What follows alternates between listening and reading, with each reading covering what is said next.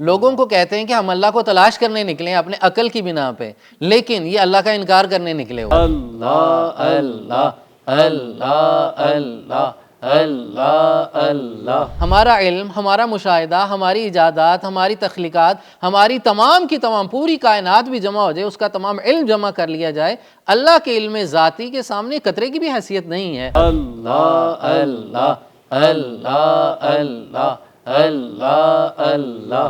جاوید اختر سے اتنا ہی کہنا ہے کہ وجود باری تعالیٰ کے متعلق بے بنیاد جو سوالات، بے بنیاد دلائل، بے علم دلائل جو آپ کے ہیں، یہ آپ کا میدان نہیں، آپ کا کام شاعری کرنا ہے۔ آپ شعر لکھیں، آپ خیال کی دنیا میں رہیں، آپ کا حقیقت سے تعلق نہیں ہے۔ حقیقت سے تعلق ان کا ہے جن کو اللہ نے یہ ملکہ دیا ہے، جن کا یہ میدان ہے۔ عابد بھائی وہ کہتے ہیں ڈز گاڈ ایگزسٹ، کتنے نادان ہیں ویسے وہ۔ اللہ اللہ اللہ اللہ اللہ اللہ۔ ویورز، میرا نام بلال احمد ہے اور آپ دیکھ رہے ہیں 24 ڈیجیٹل۔ آج ہمارے ساتھ موجود ہیں معروف عالم دین پروفیسر ڈاکٹر عابد علی قادری صاحب۔ جاوید اختر کی وہ حقیقت جو آپ کو معلوم نہیں، آج ہمیں بتائیں گے پروفیسر ڈاکٹر عابد علی قادری صاحب۔ دلی میں ہونے والا ڈز گاڈ ایگزسٹ کی وہ ڈیبیٹ جو اس وقت دنیا بھر میں وائرل ہے، اس کے کچھ ایسے گوشے کہ جن پر ہماری نظر ابھی تک نہیں پڑ سکی، اس کے بارے میں بتائیں گے ڈاکٹر عابد علی قادری صاحب۔ السلام علیکم سر۔ جی وعلیکم السلام ورحمۃ اللہ۔ ڈاکٹر صاحب، سب سے پہلے تو مجھے یہ بتائیں کہ یہ ایتھزم ہے کیا، یہ لوگ ہوتے کون ہیں، اور ان کی نشانیاں کیا ہیں، علامات کیا ہیں، ہم ان کو کیسے پہچان سکتے ہیں؟ آسان اور سادہ لفظوں میں ملحد کی تعریف کچھ یوں ہے کہ ملحد وہ طبقہ ہے یا وہ فکر ہے جو بیچارے علم سے، تجربے سے، مشاہدے سے عاری افراد ہیں۔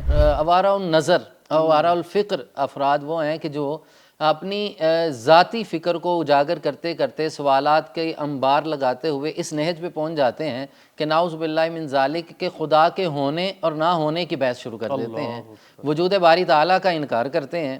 اور ان کا ملحدین کا جو مین مطمع نظر جو ہے، ظاہراً تو اللہ کے وجود کو تلاش کرنا تھا، لیکن اب ان کا مطمع نظر اللہ کے وجود کا انکار کرنا ہے۔ اللہ اکبر، یعنی یہ بھٹک گئے، بھٹک چکے ہیں، تلاش کرتے کرتے بھٹک گئے۔ جی۔ لوگوں کو کہتے ہیں کہ ہم اللہ کو تلاش کرنے نکلے ہیں اپنے عقل کی بنا پہ، لیکن یہ اللہ کا انکار کرنے نکلے ہوئے ہیں۔ ان کے دلائل، ان کے تمام تک فکر، سوچ، خیال، یہ منکرین خدا میں شامل ہیں۔ ملحدین کا آغاز کہاں ہوتا ہے کہ آزادی رائے ہونی چاہیے، سوال کی آزادی ہونی چاہیے، اچھی بات ہے۔ اگر آپ کا سوال معیاری ہے تو اس سوال کا جواب بھی موجود ہے۔ کون سا ایسا سوال ہے جو قرآن نے آپ کو جواب نہیں دیا؟ اللہ اکبر، یعنی کہ تمام علوم تو قرآن پاک میں موجود ہیں۔ قیامت تک کے آنے والا کوئی بھی مسئلہ ہے اس کا جواب قرآن و حدیث سے لیا جا سکتا ہے۔ آگے چل کے یہ اپنی فکر کو تقویت دینے کے لیے سائنسی علوم کا سہارا لیتے ہیں، اور انہوں نے خود ساختہ ایک قانون بنا رکھا ہے کہ مذہب سائنس کی ترقی میں سب سے بڑی رکاوٹ ہے، جبکہ ایسا تو نہیں ہے۔ ایسا میرا خیال موجود اسلام اس دنیا میں سب سے بڑا مذہب الحمدللہ جو سائنس کو، ٹیکنالوجی کو سپورٹ کرتا ہے۔ جی وہ کہتا ہے کہ سائنسی تحقیقات ہوں، ہمارے اسلام میں ہی کئی ایسے اللہ کے ولی گزرے ہیں جنہوں نے کئی ایجادات کی ہیں۔ ہم سائنس کو سپورٹ کرنے والے ہیں، اور یہ ہم ہی کو سائنس کے سامنے کھڑا کر رہے ہیں۔ یوں سمجھیے کہ سائنس دین اسلام، شریعت اسلامیہ، قرآن و سنت کی ایک برانچ کا نام ہے۔ واہ واہ واہ واہ واہ، آپ نے تو کوزے میں دریا بند کر دیا۔ اب وہ ایک برانچ کو آپ پورے کا پورا اسلام بھی نہیں کہہ سکتے، اور اس برانچ کو آپ اس اسلام سے جدا بھی نہیں کہہ سکتے، لیکن یہ ان کا طریقہ واردات ہے، یہ ان کا ایک سٹائل ہے۔ عوام الناس اور کم پڑھے لکھے لوگوں کو یا نئی نسل کو اپنی طرف مائل کرنے کے لیے دیکھیں سائنس نے یہ ایجاد کیا، یہ ایجاد کیا، یہ ایجادات سائنس کی ہیں، اور مذہب اس کے خلاف ہے۔ آپ بلیو کریں ویورز، میں بھی جاوید اختر کے گیت اور نغمے تو نہ جانے شاید ہی کوئی کان ہوں گے جنہوں نے نہ سنے ہوں، میں بھی ان کو اس ڈیبیٹ کے بعد پہچان پایا ہوں کہ یہ تو ملحد ہیں یا ایتھزم سے تعلق رکھتے ہیں، اور یہ میرے لیے بڑا سرپرائزنگ تھا۔ میں ان کو بہت بڑا ادیب اور مفکر اور بہت زیادہ فلسفی سمجھتا تھا، لیکن جب میں نے ان کے وہ خیالات سنے تو میں بہت زیادہ شاکڈ ہوا۔ اب ہمیں کیسے پتہ چلے کہ یار یہ تو ایتھزم سے تعلق رکھتا ہے؟ ان کی کوئی بڑی موٹی نشانیاں؟ حدیث پاک میں آتا ہے، آقا کریم صلی اللہ علیہ وسلم نے ارشاد فرمایا، مشکات المصابیح کے اندر حدیث پاک ہے، حضرت ابو ہریرہ راوی ہیں، کہ انسان پہلے سوال کرتا ہے کہ اس کو کس نے پیدا کیا، اس کو کس نے پیدا کیا۔ یہ سوال کرتے کرتے بندہ اس نہج پہ پہنچتا ہے کہ نعوذ باللہ اللہ کو کس نے پیدا کیا، تو میرے آقا نے فرمایا فوراً اللہ کی پناہ مانگو۔ جی حدیث پاک میں موجود ہے، یہ حدیث پاک میں موجود ہے۔ پھر میرے آقا کریم صلی اللہ علیہ وسلم نے دوسرے مقام پہ فرمایا شیطان انسان کو ورگلاتا ہے۔ اگر ہم یہ جاننا چاہتے ہیں کہ آسمان کب اور کیسے وجود میں آیا، زمین کیسے وجود میں آئی، یہ چاند ستارے نظام شمسی، تو جب ہم دیکھتے ہیں، بلکہ اللہ پاک کا حکم ہے کہ میری نشانیاں تلاش کرو، جی جی تو جب ہم اللہ کی یہ قدرت دیکھتے ہیں تو دل میں ایک اللہ پاک کے بارے میں محبت، پیار کہ یار دیکھو رب نے یہ بھی پیدا فرمایا، یہ بھی پیدا فرمایا، تو اس میں کوئی بری بات تو نہیں ہے؟ جی، سوال میں بری بات نہیں ہے، اللہ کی صفات کے متعلق تلاش کرنا، سوال کرنا بری بات نہیں ہے، لیکن آپ صلی اللہ علیہ وسلم نے اللہ کی ذات کے بارے میں منع فرمایا، اس میں بڑی حکمتیں ہیں۔ کیوں منع فرمایا؟ فرمایا فوراً یہ ویورز، یہی وہ پوائنٹ ہے جس کو جاوید اختر صاحب نے بیس بنایا تھا، جی جی یہی وہ پوائنٹ ہے۔ وہ کہتے ہیں کیوں نہیں پوچھنا، جی جی رب کی ذات کے بارے میں کیوں نہ پوچھیں، اللہ کے بارے میں کیوں نہ پوچھیں، یہ ان کا پوائنٹ تھا۔ میں چاہوں گا اس پر آپ خصوصی طور پر روشنی ڈالیں۔ یوں سمجھیے ایک پرائمری کلاس کا بچہ پی ایچ ڈی لیول کے اسکالر سے بڑے سوال کرنے لگ پڑے تو وہ اسکالر یا پروفیسر اسے کیا کہے گا؟ بیٹا ابھی چلنا سیکھو۔ ہمارا علم، ہمارا مشاہدہ، ہماری ایجادات، ہماری تخلیقات، ہماری تمام کی تمام پوری کائنات بھی جمع ہو جائے، اس کا تمام علم جمع کر لیا جائے، اللہ کے علم ذاتی کے سامنے قطرے کی بھی حیثیت نہیں ہے، اور ہم اللہ کے علم ذاتی کا احاطہ نہیں کر سکتے تو اللہ کی ذات کا احاطہ کیسے کریں گے؟ تو اللہ کی ذات تک پہنچنا ناممکن ہے۔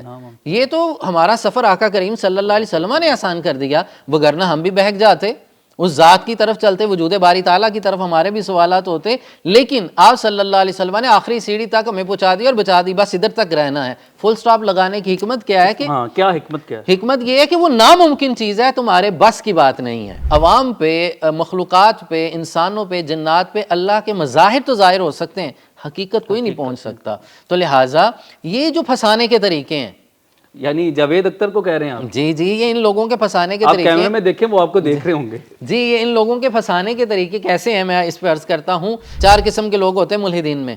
سب سے پہلے ملحدین میں بھی اقسام ہے؟ جی، ان میں بھی ایک اقسام ہے۔ نمبر 1، ہمیں بچنا ہے، ہماری قوم کو بچنا ہے، تعلیمی اداروں میں پڑھنے والے میرے بچے بچیاں، یہ انہوں نے اپنا دامن بچانا ہے ایسے لوگوں سے۔ بڑے پولائٹ ہو کے آپ کے سامنے آئیں گے، لیکن ان کے پاس سودا صرف زہر کا ہے، اللہ، ان کے پاس کوئی مٹھاس نہیں، کوئی اخلاقیات نہیں ہے، یہ نام ایتھکس کا لیتے ہیں اور دور تک ان کا ایتھکس سے تعلق نہیں ہے۔ یہ کیسی اخلاقیات ہے کہ آپ رب کی ذات کے بارے میں تنقید کر رہے ہیں؟ پہلا درجہ ان کا یہ ہوتا ہے، یہ وہ لوگ ہیں جو اپنے متعصب قسم کے لوگ ہوتے ہیں کہ ماننا ہی نہیں ہے کسی کو۔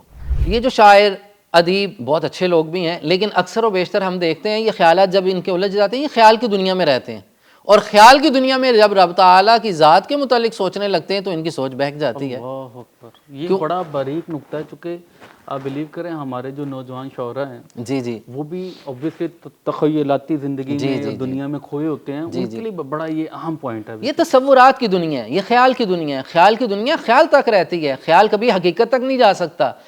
خیال وہ حقیقت تک جاتا ہے جس کی بنیاد پکی ہوتی ہے، جو عقل تحت الوحی ہوتی ہے وہ کامل ہوتی ہے۔ دوسرا طبقہ اس کے اندر ایسا ہوتا ہے کہ جو اپنے علم کا اظہار چاہتے ہیں، وہ کہتے ہیں جو میں نے کہہ دیا وہی عرف آخر ہے۔